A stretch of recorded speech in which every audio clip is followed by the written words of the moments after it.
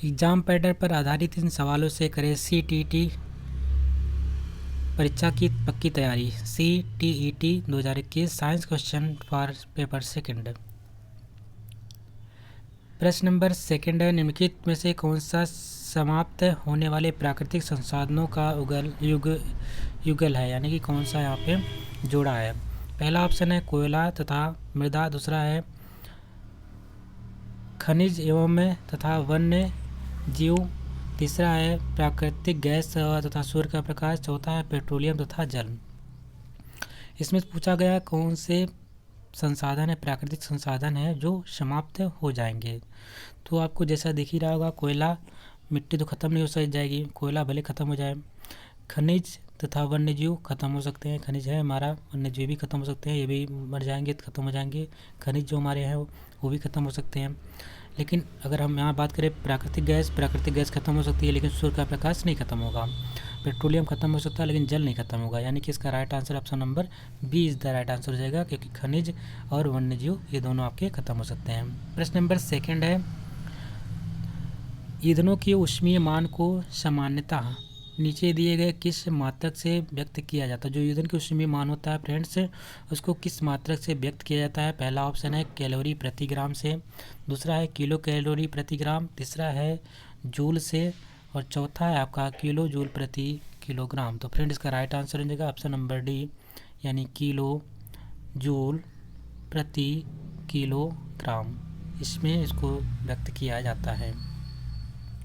प्रश्न नंबर 4 है, सामान्यतः उपयोग होने वाले निम्नलिखित किस ईंधन का ऊष्मीय मान अधिक होता है। तो इसमें जो हम ईंधन का इस्तेमाल करते हैं, किस ईंधन का ऊष्मीय मान अधिक होता है, उसको आपको पूछ रखा है। पहला है संपीड़ित प्राकृतिक गैस, यानी कि कंप्रेसिव नेचुरल गैस, CNG का पूरा फुल फॉर्म होता है, हिंदी में संपीड़ित प्राकृतिक गैस भी कहते हैं। अगला है डीजल है। अगला है द्रवित पेट्रोलियम गैस, यानी कि लिक्विड फाइल्ड पेट्रोलियम गैस, और ऑप्शन नंबर डी है पेट्रोल। तो फ्रेंड इसका इज द राइट आंसर हो जाएगा। जो हमारा संपीड़ित प्राकृतिक गैस यानी CNG होता है, उसमें ईंधन का जो ऊष्मीय मान सबसे अधिक होता है, जितने नीचे दे रखे हैं उससे। प्रश्न नंबर 5 है, प्रश्न नंबर 5 में पूछ रहा है कि उस बल का चयन कीजिए जो अनुपयुक्त किए जाने के ढंग में अन्य से भिन्न है। उस बल का आपको चयन करना है जो अनुपयुक्त किए जाने के ढंग से यहाँ पे अलग है। पहला है स्थिर वैद्युत बल, दूसरा है घर्षण बल, तीसरा है गुरुत्वाकर्षण बल, या चौथा है चुंबकीय बल। तो friend B is the right answer हो जाएगा, क्योंकि ये घर्षण बल दो सतहों के बीच में ही लगता है, क्योंकि दो सतह होंगे तभी लगेंगे। लेकिन ये आपकी चुंबकीय बल, गुरुत्वाकर्षण बल, ये आपके उससे स्थैतिक विद्युत बल, यह सब आपके उसके भिन्न है उससे। प्रश्न नंबर 6 पूछ रहा है, निम्नलिखित ग्रहों में से किसका अपना कोई प्राकृतिक उपग्रह नहीं है। तो फ्रेंड आपको पहला ऑप्शन दे रखा है यहाँ पे सूर्य, दूसरा है बृहस्पति, तीसरा है मंगल, चौथा है वरुण। तो इसका राइट आंसर हो जाएगा, दो ऐसे ग्रह हैं जिसका कोई अन्य उपग्रह नहीं है। तो फ्रेंड पहला आप ध्यान रखेंगे, शुक्र है, प्राकृतिक उपग्रह नहीं है, शुक्र है, शुक्र का नहीं होता, और एक आपका बुध है। दो अगर आपको दिख रहेंगे तो इस पर दोनों पे बता, इसको मार दीजिएगा टिक। तो यहाँ पे सिर्फ एक ही दे रखा था शुक्र, तो शुक्र को आप ध्यान रखेंगे। और सबसे अधिक किसके हैं, तो सबसे अधिक बृहस्पति के हैं। जो पृथ्वी हमारी है, पृथ्वी के एक उपग्रह है, कौन सा है फ्रेंड, तो चंद्रमा है। प्रश्न नंबर 7 है, जब जल तरल से गैसीय चरण में रूपांतरित होगा तब निम्नलिखित में से कौन सा एक बदलाव होगा। जो हमारा जल होता है ना, वो तरल यानी कि लिक्विड फॉर्म में से, यानी कि जो द्रव फॉर्म है, द्रव फॉर्म में से अगर वो गैस रूप में जाता है तो पूछ रहा है उसमें से कौन सा बदलाव होता है। तो पहला ऑप्शन है कणों के आकार में बदलाव होता है, दूसरा है कणों की संरचना में बदलाव होता है, या कणों की दूरी में बदलाव होता है, या कणों के रंग में बदलाव होता है। तो फ्रेंड्स जो हमारे कण होते हैं, जैसे कि आपने देखा होगा, पढ़ा होगा, जो ठोस के जो कण होते हैं बहुत पास होते हैं, ठीक है, बहुत पास होते हैं ठोस वाले कण। लेकिन अगर हम द्रव की बात करते हैं तो द्रव में थोड़ा दूर होते हैं कण, जैसे कि इसकी अपेक्षा। लेकिन गैसों में बहुत दूर होते हैं, यानी कि कोई यहाँ पे रहेगा, कोई यहाँ पे रहेगा, कोई यहाँ पे रहेगा, तो इस प्रकार से रह सकते हैं। यानी कि इस हिसाब से हम इसका आंसर कैसे दे सकते हैं, यानी कि कणों की दूरी में बदलाव होगा। जब भी वो गैस फॉर्म में जाएगा तो जो कण होंगे बहुत दूर चले जाएंगे। तो इसका राइट आंसर हो जाएगा option number C is the right answer. प्रश्न नंबर 8 है, निम्नलिखित में से कौन सा विद्युत का चालक नहीं है। पहला ऑप्शन है सिरका, दूसरा है लवण जल, तीसरा है आश्रित जल, या चौथा है नींबू का रस।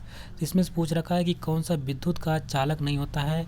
तो सिरका, अगर जिसमें पॉजिटिव और नेगेटिव चार्जेस रहेंगे कहीं ना कहीं वो आपका विद्युत के चालक रहेंगे। जिसमें अगर पॉजिटिव और नेगेटिव चार्जेस नहीं होंगे उसमें आपका विद्युत का प्रभाव नहीं होगा। तो फ्रेंड लवण जल की बात करें यानी कि NaCl है, तो जाहिर सी बात है नमक की बात हो रही है, लवण जल इसमें रहेगा, यानी Na+ हो जाता है, Cl- हो जाएगा, यहाँ पे विद्युत का चालकता चली जाएगी। हमारा सिरका भी होता है, ये अम्ल होता है, तो अम्ल जो हमारे होते हैं अम्ल भी हमारे एक तरीके से चालकता का कार्य करते हैं।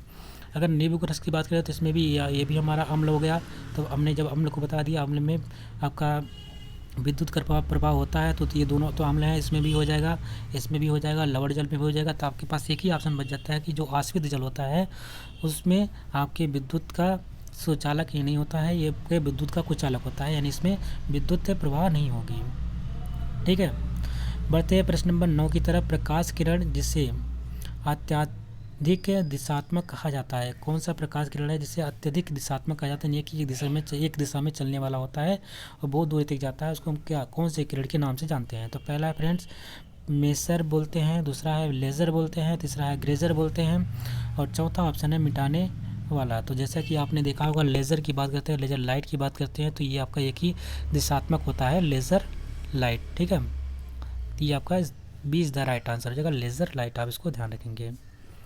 प्रश्न नंबर 10 है, एक बम छोटे छोटे टुकड़े बड़ी संख्या में विस्फोट होते हैं। एक बम के जो है छोटे छोटे जो टुकड़े होते हैं बड़ी संख्या में विस्फोट होते हैं, सभी अंशों की कुल गति संवेग कितना होगा। पहला ऑप्शन है 0 है, दूसरा है सभी अंशों के कुल द्रव्यमान पर निर्भर करता है, या ऑप्शन नंबर विभिन्न अंशों की गति पर निर्भर करता है, या ऑप्शन नंबर डी अनंत होगा। तो इसका राइट आंसर होगा ऑप्शन नंबर सी ए हो जाएगा, यानी कि ये सब जो उन सभी अंशों का जो कुल संवेग होगा कितना होगा, 0 होता है। ठीक है, इसको ध्यान में रखेंगे, 0 होगा। सो यहाँ पे 10 प्रश्न दिए गए थे, 10 प्रश्न आपने देखा, इंपॉर्टेंट क्वेश्चन है, आपको पढ़ के जाइएगा तो अपने पेपर से पहले। ठीक है, मिलते हैं नए वीडियो में, तब तक के लिए नमस्कार, जय हिंद, थैंक यू।